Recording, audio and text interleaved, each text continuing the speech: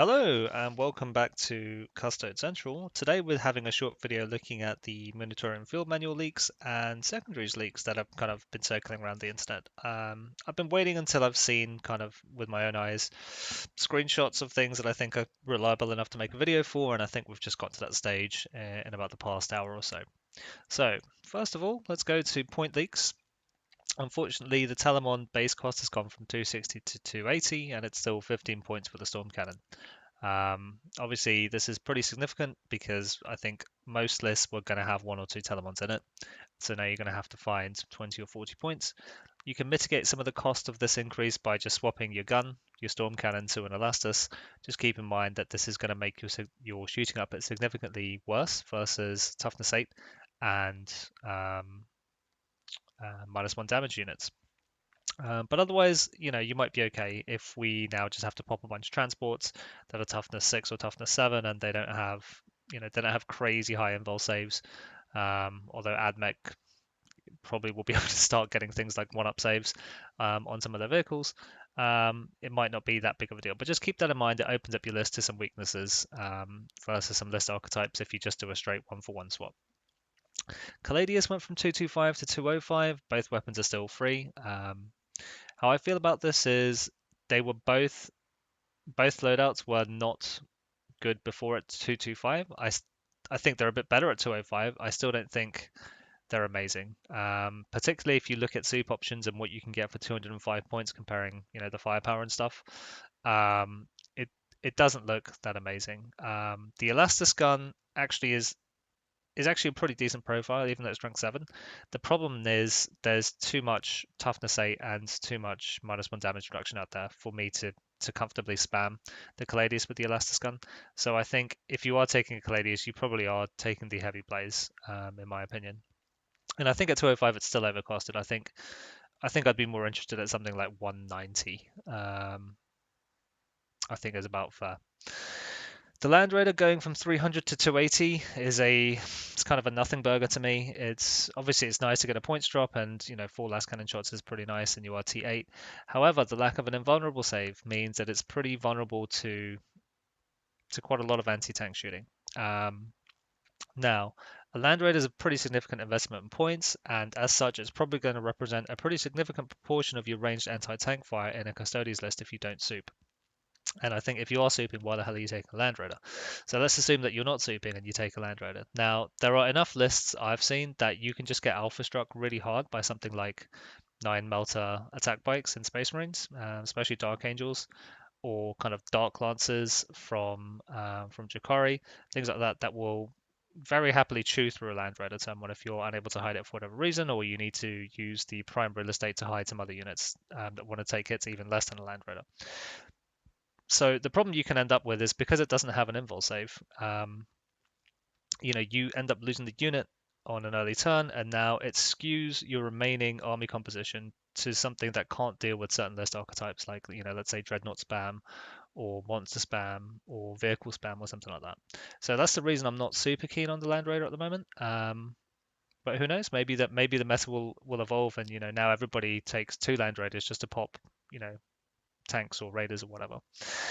Wardens moving from 55 to 50. Yes, it's nice. No, I don't think it makes a difference. People weren't taking Custodian Guard with spears before. If you take Custodian Guard, you're taking the Sword and Shield guys for the 3-up invul.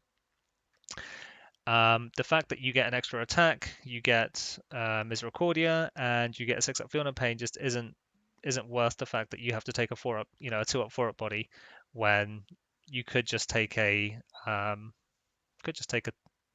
1-up, 3-up guy who lives. So that's where it is for me. Like, the other added benefit is you get to do Fortress Willpower on a 3-up instead of a 4-up, but it's really not going to swing it for me, unfortunately. I was really hoping for something like a 5-point drop across the board for infantry and bikers, and maybe like a 10-15 point drop for characters, because our character tax is very, very high to me. But we didn't get anything of the sort. We just kind of got a nerf to our Telemon.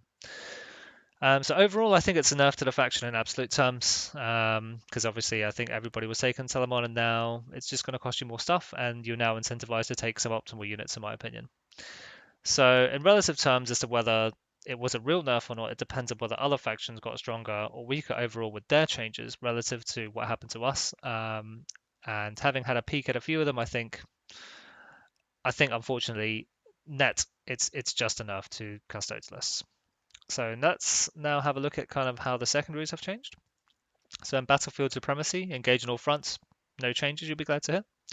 Behind enemy lines is the old line breaker secondary, but now you score 2 VP per for 1 unit and 4 VP per turn for 2 units instead of 4 or nothing. So it's slightly easier to do, slightly less risky to take, and this will help Custodes out if you're really at a loss to take a third secondary. Stranglehold is actually a pretty big change. This is the old domination. Old domination, you had to have just more than half of the primaries on the mission, but now it's 3 or more and more than your opponent. And this really only comes into effect on six primary missions, but there are quite a few 6 primary missions, and the availability of this opens up kind of secondary availability for Custodes. And I think quite a few Custodes lists were having trouble with a third secondary when your opponent didn't give you like an easy kill one to take. And so having these kind of escape valves with the new changes to secondaries kind of I think is a bit helpful. Obviously, if your list was built for engage, you probably didn't have that problem, but not every list is built for engage, and not every list, even if it is built for engage, scores highly engage. So because Custodes lists, unless you're very, very dreadnought heavy, you typically have infantry bikers in it, and they're all obsec, and you more than likely have a obsec advantage unless you're facing something like Necrons. So this is actually a pretty significant change to Stranglehold, so keep that in mind. No Mercy, No Respite, no prisoners. This is the new Thyndar ranks. Thyndar ranks used to just give you per models killed or models with 10 wounds plus, divide by 10. But now you get it on a models destroyed wounds count basis, but now you have to exclude vehicles, monsters, and characters. And this exclusion, I think, just makes this a bad secondary against almost every army I can think of. I'm really struggling to think of an army list where no prisoners would score highly. Like maybe Space Marines, but even then, they'll take a vehicle or two somewhere, or they'll take some other unit that it becomes ineligible to go into this. So I don't think this is going to be good against Custodes. You're just not going to have enough wounds there. You're probably going to have a vehicle or two, and even if you didn't, I just don't think we have the wounds to rack up to anywhere near 150 in Strike Force 2K. What this is, however, is just a huge buff to Astra Militarum and AdMech, because against some of their lists, Thyndar ranks would just be like an easy 15 or an easy 12 plus, so you'd have to completely table them to max it. Grind them down, nothing changes, 3 VP if you kill more units in a battle round. To the last is the new While We Stand We Fight. The only difference to that is you score partial victory points now. So if you combat squad a unit and you split it up and one part of the unit survives and the other part of the unit doesn't survive, you now only score 3 VP instead of 5 VP. Now, this doesn't really change anything from Custodes because you weren't splitting units anyway. Like, yes, you could do Unleash on a Terminator squad, but that's just not a real thing in competitive, I don't think. I just refuse to believe that that's a thing. So overall, it's slightly helpful for us when we have to, face the Dark Angels and we're seeing combat squadded Deathwing Terminator squads. We only get half the squad, so now we reduce their victory points slightly. So overall, I think within this category of secondary, it's a bit of a nerf because Thyndar ranks, when it was available, was really good, and no prisoners, I don't think is ever going to be really good. And the fact that we're reducing other players from scoring to the last as high as they were scoring While We Stand We Fight before just isn't as big of a deal, although it's nice. So for shadow operations, there's no changes to raise the banners. Investigate signal is now changed from, I think it was investigate sites. Previously, you had to have an infantry wholly within 6 of the center, and you couldn't start the action if there was any enemy models also within 6 of the center. But now you can start the action if you're within 6 of the center, and you have till the end of your turn to clear 6 of the center. So this is nice. This is possible. This is possible for Custodes to do. The problem that I have with it is in a pure Custodes army where you don't soup, you still have to do an action. And actions mean you're not shooting with a unit, you're not charging with a unit. You can still fight back if you get charged, But not being able to initiate a charge and not being able to shoot means you're reducing the output of your army. Reducing the output of your army means that you are not reducing the amount of enemy units that are able to do damage to your army in their turn. And this can quickly snowball out of control. So, like, while this is nice to have, I don't think this actually helps Custodes that much. What this does help massively are typically shooting armies that have cheap action monkey units. And also it's going to massively help Space Marines because this has really good synergy with Oath of Moments where they want to have a unit within 6 of the center anyway. So yeah, so that's that, sadly. Retrieve Octarius data is the new Scramblers. So now instead of having to do an action in your deployment zone in the middle but outside of 6 of your deployment zone and in the enemy deployment zone, you now have table quarters outside of 6 of any other table quarter. But now you have to try and do it 4 times. So you get 4 victory points for doing it in 2 table quarters, 8 for 3, and 12 for 4. And I think this is just incredibly, incredibly easy for so many armies because they have so many units. They can go everywhere and they're cheap and they don't mind doing an action for a turn just to score victory points. And this is again just a straight nerf to Custodes because now those armies that were scoring 10 easily against Custodes before are now scoring 12 versus Custodes because you still can't screen unless you're souping. But if you do soup, this does give you a nice option. Definitely gives you a nice option if you do soup. I suppose also for Investigate Signal. But yeah, I'm still firmly of the belief that souping Custodes is it's just a way stronger army competitively. But obviously some people don't want to do that for the purity and if they're chasing ITC faction stuff. Deployed teleport home has actually got a pretty big change. Before it used to be infantry, you had to be an infantry unit, but now you can be infantry or a biker. And now instead of 4 VP in enemy deployment zone, you can get 2 VP if you're within 12 of their deployment zone. You still get 4 if you're within their deployment zone. So I think this is a pretty big buff to Custodes specifically because now you can deck out a shield captain with a 3-up invul, 5-up feel no pain, and maybe +2 wounds, or you can go the Aquilon shield route. You can do half damage and -1 to wound. And this has better synergy with behind enemy lines because if you go for that's not like an all or nothing now. If you only get 1 unit there, you're still getting 2 points instead of like 0 if you don't manage to get both. So this is a pretty significant improvement to Custodes if you are forced to go down this path.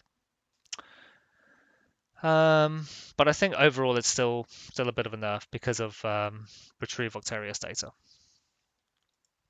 In Purge the Enemy, Assassination's the same apart from now you get 1 extra bonus victory point for killing the Warlord. Titan Hunter got a huge nerf. Before, I think, let me just check the scoring on this. Before you used to get 10, 12, 15 per Titanic unit killed. Now it's 4, 9, 15. So if there's an enemy list that used to soup in 1 super heavy, 1 Titanic unit, killing it for 4 VP is terrible. It's really, really bad. Whereas killing it for 10 wasn't terrible if you didn't have kind of better options available. And I think this is just a huge buff to armies that soup in one Titanic unit. And it's still a buff for knights because you might be able to get by with losing only 1 knight. Typically it doesn't happen as you've completely rolled your opponent because they just weren't capable of killing a knight anyway. But yeah, this is a pretty significant nerf to Custodes in terms of secondaries because before, you're looking for 10-point plus secondaries. If they had a Titanic unit, you could always pick this. But now you can't just for 1. Bring It Down is exactly the same as before. You're looking for monsters and vehicles. Slay the Warlord just doesn't exist anymore. So within this category, I think it's a slight nerf to Custodes because Titan Hunter's been significantly nerfed. And the times where that actually matters, you're going to feel it in terms of secondary scoring. So Warpcraft, Abhor of the Witch is still the same as before, 3 VP per psychic character, 2 VP per other psyker. Warp Ritual is now granular, so it's not all or nothing for 3 times for 15 points. You now get 3 points for once, 7 points for twice, and 12 points for 3 times. So I think this is just a straight buff for armies that wanted to do this in the first place, and there was also a huge disparity in win-loss between when people scored this 15-point secondary, funnily enough. So I think this is just going to help those armies that wanted to do kind of go into Warp Ritual anyway. Pierce the Veil, completely unchanged, still in like 300 plus games of TTS. I have still never seen anyone take it, like not even consider it. It's just not a thing. They probably should have done something else with this, and they just didn't. So to be honest, they might as well have deleted it, in my opinion. Psychic Interrogation has been slightly changed. Now it's 24 inches and needs line of sight, whereas before it was just 18 inches with no line of sight requirement. I think it's probably a bit of a wash. Doesn't really matter that much. So Ritual is better now. Um, but the thing to keep in mind if you're thinking about teching in something like an Inquisitor um, for Warp Ritual is Thousand Suns and Grey Knights are coming soon, and that means a Portal Witch is actually going to be a pretty big deal. And so if you do take a cycle, it locks you up from being able to take a Portal Witch. So just kind of keep that in mind before you make your list changes. And so kind of in summary, yeah, I think the points changes are just a straight nerf to the faction, unless all the lists suddenly have to be able to pop like three plus transports a turn, something like that. Which might be possible because with AdMech and Raider Spam from Jakari, like we may, it is possible we shift to that meta, but that's not something I'm seeing quite at the moment. In terms of secondaries, if your list was struggling with a third secondary, it is kind of easier to be able to find a third one now. The thing with these secondaries changes though is that a lot of other armies that have more drops able to do actions, their life got incredibly easier compared to yours. So while your life got a little bit easier, their life got incredibly easier. Now, where you have to weigh this in is were they at a stage where secondaries were being maxed anyway, so it doesn't matter that the life got their life got easier than it was before if they were basically scoring 40 plus in secondaries anyway, right? So I don't know if where kind of that level is, but to me it just feels like, if there were armies kind of in the middle, I feel like other armies are able to score much higher through secondaries than Custodes are with these changes, just because the majority of the changes are in relation to actions, and Custodes just don't have enough drops or units for actions because all our units are expensive. And the missions are completely unchanged, including the scouring. So I don't know what they were doing there, but maybe they'll look at it in 6 months' time again. So thanks very much. This is a short one from me. Don't forget to like, comment, and subscribe. And we will probably have some content in relation to Drukhari and Admech coming up soon. A little bit terrifying if I'm honest. Those armies are pretty spooky for sure. Anyway, hopefully see you guys next time. All right, thanks very much.